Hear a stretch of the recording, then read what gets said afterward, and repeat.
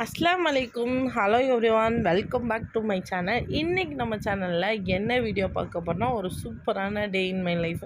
இந்த டே ஃபுல்லாக நான் என்னென்ன பண்ணேன், இன்றைக்கி என்ன குக் பண்ணேன் அப்படின்றத பற்றி தான் நான் உங்களுக்கு வீடியோவை கேப்சர் பண்ணி போட்டிருக்கேன். வாங்க இப்போ நம்ம வீடியோக்குள்ளே போகலாம். ஃபஸ்ட்டு பாப்பாவை ஸ்கூலுக்கு கிளப்பி ஸ்கூலில் கொண்டு போய் விட்டுட்டு அங்கேருந்து நியர்பை தான் எனக்கு மேடவாக்கம். அங்கே ஒரு சூப்பரான ஃபிஷ் மார்க்கெட் இருக்குது. எனக்கு அங்கே மீன் வாங்கினா ரொம்பவே சாட்டிஸ்ஃபைடாக இருக்கும். சரி, அங்கே போய் நம்ம வாங்கினா ரொம்ப சீப் அண்ட் பெஸ்ட்டாக இருக்கும். ப்ளஸ் ரொம்ப பெரிய பெரிய மீன்லாம் நம்ம தாராளமாகவே வாங்கலாம். ரொம்ப ஃப்ரெஷ்ஷாகவும் இருக்கும். சரி, நம்ம போய் வாங்கிட்டு வரலாம் அப்படின்னு சொல்லிட்டு நாங்கள் மேடவாக்கத்தில் உள்ள மீன் மார்க்கெட்டுக்கு வந்துட்டோம்.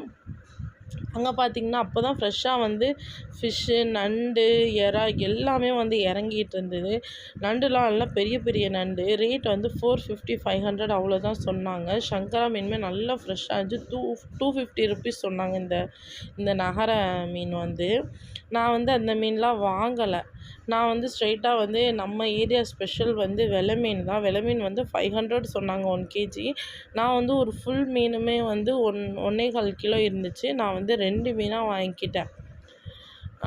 2 மீனாக நல்லா வாங்கிக்கிட்டு மீனை தொட்டு பார்த்தேன். நீங்கள் தொட்டு பார்த்தீங்கன்னா மீன் உடனே அது நம்ம அழுத்தினோன்னே வெளியே வந்துருச்சுன்னா மீன் நல்லாவே ஃப்ரெஷ்ஷாக இருக்குது. கெட்டு போகாத மீனுன்னு அர்த்தம்.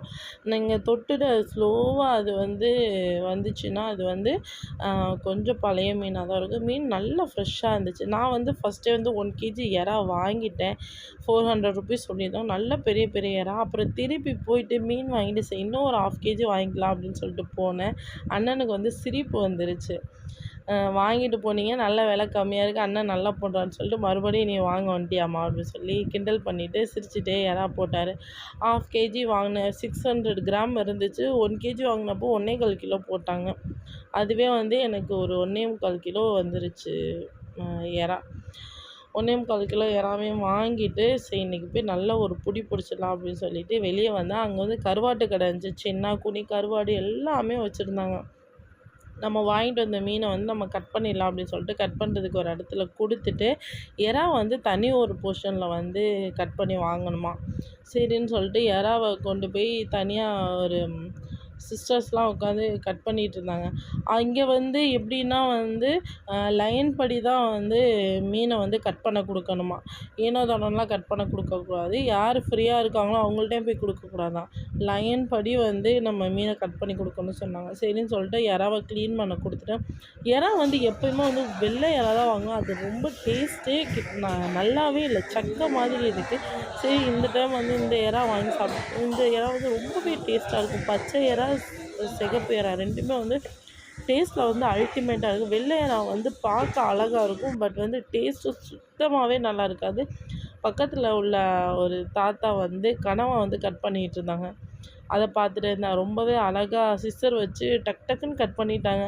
நம்ம வீட்டில் கட் பண்ண ஆரம்பிச்சோன்னா ஒரு 1.5 ஹவர்ஸாவது ஆயிடுமே. எப்படி இவ்வளோ க்ளீனாக பண்ணுறாங்க அப்படின்னு வேடிக்கை பார்த்துட்டே நின்றுட்டு இருந்தேன். அந்த டைமில் இந்த அக்கா டக்கு டக்குன்னு எறாவை க்ளீன் பண்ணி எனக்கு கவரில் போட்டு கொடுத்துட்டாங்க. அப்புறம் நம்ம ஃபிஷ் கட் பண்ணிவிட்டு வாங்கிட்டு வந்தோம். அதுக்கப்புறம் ஒருத்தவங்க வஞ்சரம் கட் பண்ணியிருந்தாங்க. அது அவ்வளோ அழகாக ஸ்லைஸ் பண்ணிகிட்டு இருந்தாங்க. சரி, நாங்கள் அங்கேருந்து அப்படியே கிளம்பி வந்துட்டுருந்தோம். மார்னிங் பாப்பா ஸ்கூலில் விட்டுட்டு பிரேக்ஃபாஸ்ட் எதுவுமே சாப்பிடல. செம்ம பசி வந்துருச்சு. அங்கே ஒரு சின்ன ஹோட்டல் இருந்துச்சு. ஹோட்டலில் போயிட்டு பூரி, அப்புறம் ஆனியன் தோசை இதெல்லாம் வாங்கி சாப்பிட்ருந்தோம். பார்த்தா அவங்க அடையார் ஆனந்த பவனுக்கே டஃப் கொடுக்குற அளவுக்கு ரேட் எல்லாமே செம்ம ஜாஸ்தியாக இருந்தது. ஒரு தோசை 100 ருபீஸு, ஒரு பூரி செட்டு 60 ருபீஸ், அந்த மாதிரி ரொம்ப ஹை ரேட்டாக இருந்தது. பூரி வித்து வடகறி வச்சு சாப்பிட்டோம்.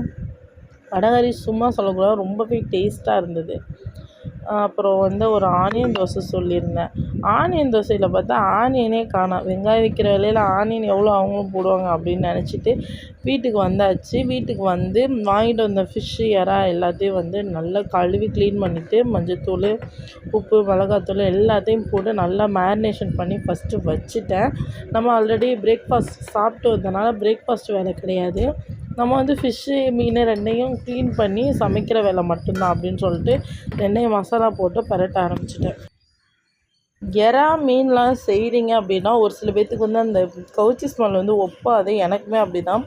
அவங்க வந்து ஒரு ஹாஃப் லெமனை வந்து புழிஞ்சு விட்டிங்கன்னா வந்து அந்த கவுச்சி ஸ்மெல் எதுவுமே இருக்காது. ரொம்பவே டேஸ்ட்டாக இருக்கும். அந்த லெமனோட டேஸ்ட்டுமே இன்னும் சூப்பராக கொஞ்சம் உங்களோட டேஸ்ட் வந்து என்ஹான்ஸ் பண்ணி காட்டும்.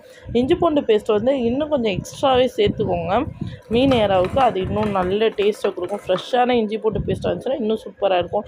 இன்றைக்கி நம்ம வீட்டில் என்ன லன்ச் மெனுனா, கீ ரைஸ் வந்து தாளித்து தண்ணியை கொதிக்க வச்சுட்டேன். கீ ரைஸ், அதுக்கப்புறமா வந்து ஃபிஷ் ஃப்ரை பண்ணி அதில் வந்து கிரேவி பண்ணியிருந்தேன். பயங்கர டேஸ்ட்டாக இருந்தது. நான் வந்து ஃபுல் வீடியோ வந்து இதில் கொடுக்கல, ரெசிபி வீடியோ கொடுக்கல. உங்களுக்கு வேணும்னா சொல்லுங்கள், நான் வந்து ஃபுல் ரெசிபி வீடியோ நான் வந்து உங்களுக்கு ஷேர் பண்ணுறேன். அவ்வளோ டேஸ்டியாக இருந்தது. அந்த வெலை மீன் பொரிச்ச கிரேவி வந்து அவ்வளோ டேஸ்டியாக இருந்தது. இதுக்கு சைடிஷாக வந்து நம்ம வந்து எறா வந்து தவா ஃப்ரை பண்ணிடலாம் அப்படின்னு சொல்லிட்டு எறா வந்து தவா ஃப்ரை பண்ணிகிட்ருந்தேன். அது அந்த வாசனை வந்து அவ்வளோ சூப்பராக இருந்தது. நீங்கள் வந்து தவா ஃப்ரை பண்ணும்போது தேங்காய் எண்ணெயில் ஃப்ரை பண்ணுங்கள், அவ்வளோ சூப்பராக இருக்கும். தேங்காய் எண்ணெய் வந்து உடம்புக்கு ரொம்பவே ஹெல்த்தி. மேக்ஸிமம் வந்து நீங்கள் ரீஃபைண்ட் ஆயில் அந்த மாதிரி எண்ணெயெல்லாம் வந்து அவாய்ட் பண்ணிடுங்க. கடலெண்ணெய், நல்லெண்ணெய், தேங்காய் எண்ணெய் இதுலேயே மேக்ஸிமம் குக் பண்ண பாருங்கள். மேலே கொஞ்சம் போல் வந்து கருவேப்பிலை தூவி நல்லா ரோஸ்ட் பண்ணி எடுத்துட்டேன். அவ்வளோதான், ஒரு சூப்பரான லன்ச் மெனு வந்து ரெடி ஆயிடுச்சு. ரைஸுமே சரி அன்றைக்கி சூப்பராக அமைஞ்சிருந்துச்சு. அன்றைக்கி டிஷ் வந்து எல்லாமே வேறு லெவலில் இருந்துச்சு.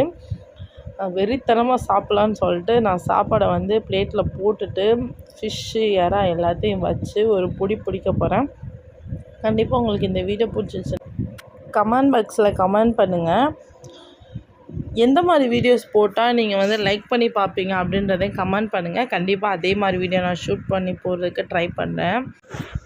நான் செஞ்ச ரெசிபீஸோட ஃபுல் வீடியோஸ் வேணும்னாலும் சொல்லுங்கள், நான் கண்டிப்பாக ஷேர் பண்ணுறேன். இந்த வீடியோ உங்களுக்கு பிடிச்சிருந்துச்சுன்னா லைக் அண்ட் ஷேர் கமெண்ட் பண்ணுங்கள். மறக்காமல் சப்ஸ்கிரைப் பண்ணுங்கள். தேங்க்ஸ்.